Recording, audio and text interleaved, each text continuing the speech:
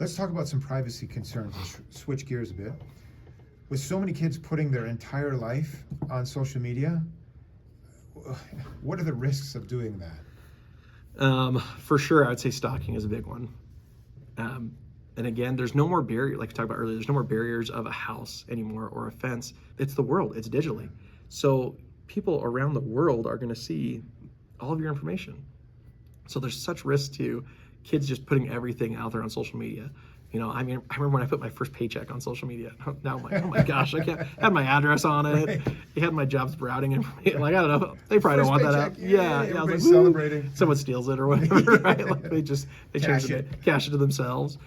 We just put too much out there, and it's just not safe for us to do that because there's the world. So parental controls are super necessary when it comes to applications and setting those up on social media pages or applications that we use. Let me ask you this. How do predators and identity thieves use the information? Details that are in the photos, ways we can identify people, not just here's a photo of me and my driver's license with my home address on it, not like that. But there are things that you put on your Facebook page or an Instagram post or a Snapchat story that can identify kind of where you're at, which is pretty dangerous to society and to you, and you might not think it. An example of that, which was beneficial to me, is I recently worked a case and we were able to identify a child by the belt buckle she had on. I had no clue who she was, but we identified her back to where she was from a belt buckle. And that's pretty awesome to be able to do that. So the things that you don't think matter can tell a lot. Your belt buckle can tell a lot about you, and in that case it did, and we found a child in a different state off a belt buckle. Off a belt buckle. Yeah, pretty wild.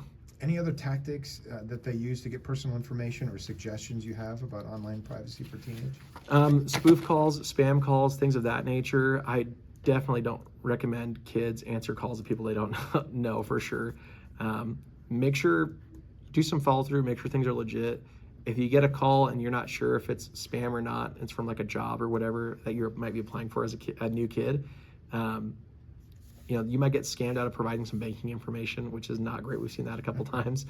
You know, call the manager directly, hang up and say, I don't think this is real. I'm gonna call her directly. Call your boss directly, whatever. Figure it out that way.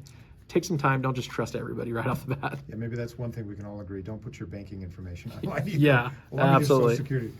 Okay, if their identity or personal information is stolen, any suggestions? What do they do? Yeah, it's okay to change your information online. You can go online and have your information redacted, like Google. You can cover up what your house looks like on Google. They'll do that for free. There's lots of websites that will help kind of clean you off the interweb, and those I totally recommend. And it's okay to, you know, if your information gets out there and it's, you know, your phone number, emails, social security card, stuff like that, it's okay to change those. Phone companies nowadays know spams around like crazy, and they change them. They'll happily change your phone number without cost.